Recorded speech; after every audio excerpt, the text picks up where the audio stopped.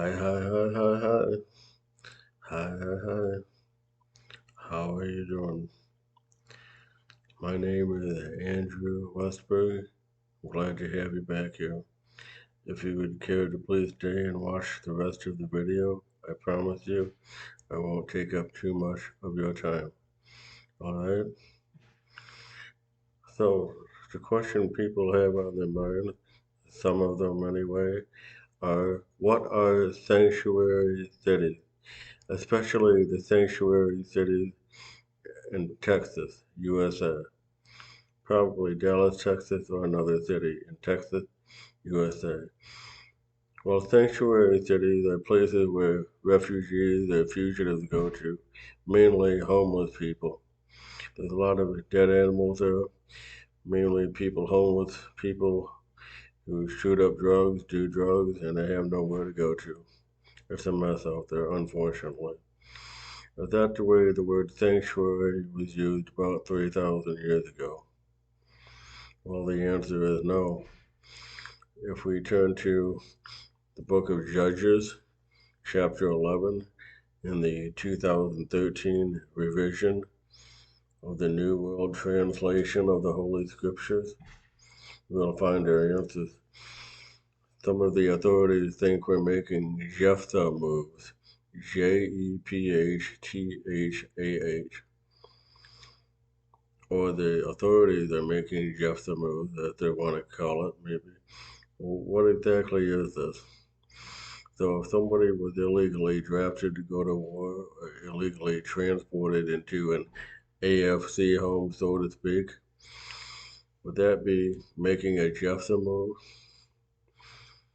Well, if you consider the account of Jephthah in Judges, not always, and probably never. That wasn't the meaning of who Jephthah was. That's not who I am.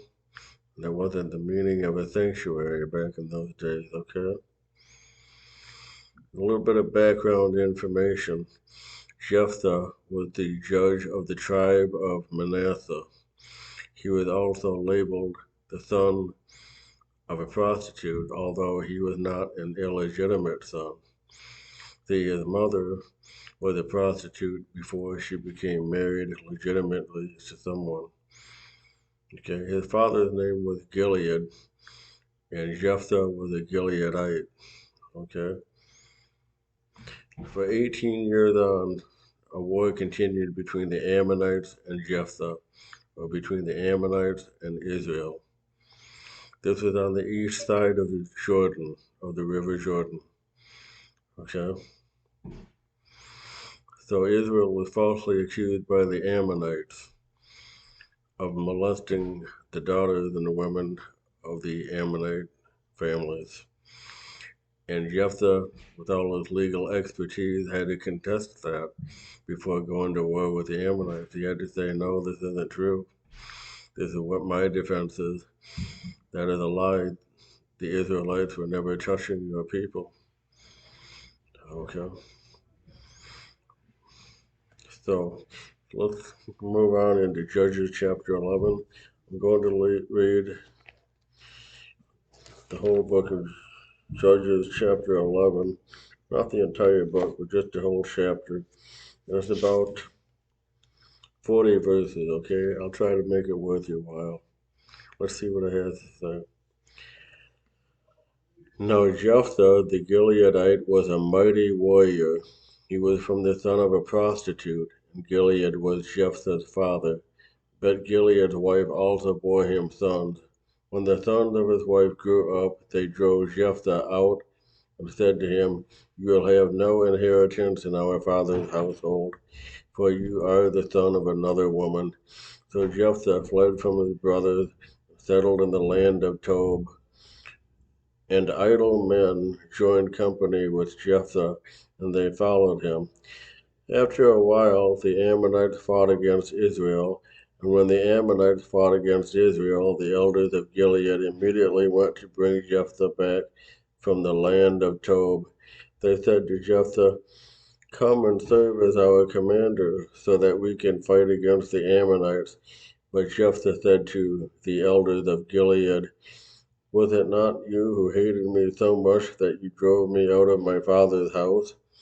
Why have you come to me now when you are in distress? At this, the elders of Gilead said to Jephthah, that is why now we have returned to you. If you go with us and fight against the Ammonites, you will become our leader over all the inhabitants of Gilead. So Jephthah said to the elders of Gilead, if you bring me back to fight against the Ammonites, and Jehovah defeats them for me, then I will indeed become your leader. The elders of Gilead said to Jephthah, let Jehovah be the witness between us if we do not do as you say. So Jephthah went with the elders of Gilead, and the people made him their leader and commander. And Jephthah repeated all his words before Jehovah in Mizpah. Jephthah then sent messengers to the king of the Ammonites, saying, what do you have against me that you have come to attack my land? So the king of the Ammonites said to the messengers of Jephthah, it is because Israel took my land when they came up out of Egypt, from the Arnon to the Jabbok, and as far as the Jordan. Now return it peaceably. But Jephthah sent messengers back to the king of the Ammonites to say to him, this is what Jephthah says. Israel did not take the land of the Moabites and the land of the Ammonites. For when they came up out of Egypt, Israel walked through the wilderness as far as the Red Sea and came to Kadesh. Then Israel sent messengers to the king of Edom, saying, please let us pass through your land. But the king of Edom did not listen. Also to the king of Moab they sent word, but he did not consent. So Israel kept dwelling in Kadesh. When they walked through the wilderness, they bypassed the land of Edom and the land of Moab. They traveled east of the land of Moab and camped in the region of the Arnon. They did not come within the boundary of Moab, for the Arnon was the boundary of Moab. After that, Israel sent messengers to Sihon, king of the Amorites, king of the Heshbon. And Israel said to him, please let us pass through your land to our own place. But Sihon did not trust Israel to cross through the territory, so Sihon gathered all his people together and encamped in Jahaz and fought against Israel. At this, Jehovah, the God of Israel, gave Sihon and all his people into Israel's hand, so that they defeated them, and Israel took possession of all the land of the Amorites, the inhabitants of that land. Thus they took possession of all the territory of the Amorites from the Arnon to the Jabbok, and from the wilderness to the Jordan. It was Jehovah, the God of Israel, who drove out the Amorites from before his people in Israel. And now would you drive them out? Do you not possess whatever your God Shemosh gives you to possess? So everyone whom Jehovah, our God, has driven out from before us is the one we will drive out. Now, are you any better than Balak, the son of Zippor, the king of Moab? Did he ever contend with Israel, or did he ever fight against them? While Israel was dwelling in Heshbon and its dependent towns, and in Aroer and its dependent towns, and in all the cities that are by the banks of the Arnon for 300 years, why did you never try to take them back during that time? So Jephthah is using his legal defense right there. I have not sinned against you, but you are wrong to attack me.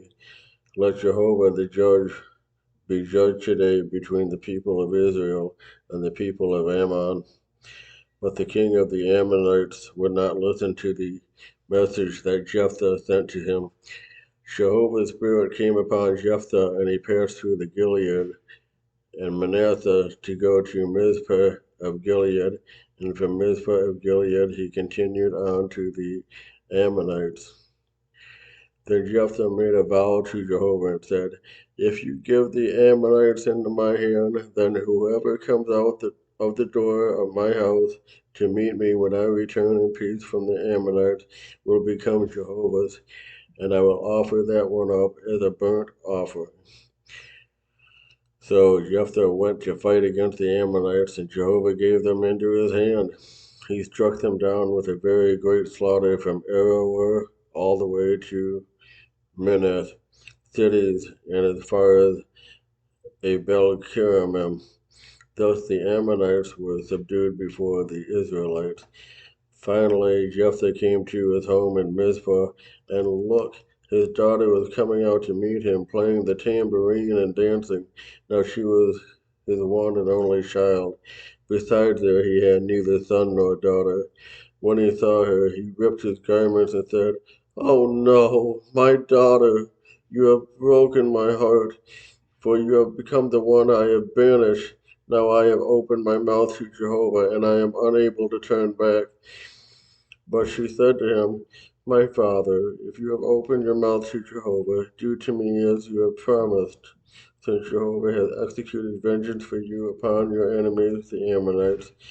She then said to her father, "Let this be done for me. Let me be alone for 2 months, and let me go away into the mountains, and let me weep over my virginity and my female companions." At this he said, "Go." So he sent her away for 2 months, and she went to the mountains with her companions to weep over her virginity. At the end of the 2 months, she returned to her father, after which she carried out the vow he had made regarding her. She never had relations with a man, and it became a custom in Israel. From year to year, the young women of Israel would go to give commendation to the daughter of Jephthah and the Gileadite 4 days in the year. Okay. So how would you feel if you weren't careful about the promises you made to Jehovah, or at least one promise you made to our God Jehovah? It could come as a huge surprise to us. No, people know that offering your daughter up as a sacrifice to the true God Jehovah would be an insult not only to the Israelites, but also to our God Jehovah as well. So, what did Jehovah do? Jehovah said that Jephthah's daughter had to live in eternal banishment or eternal solitude until the end of her life. She couldn't get married, she couldn't have children.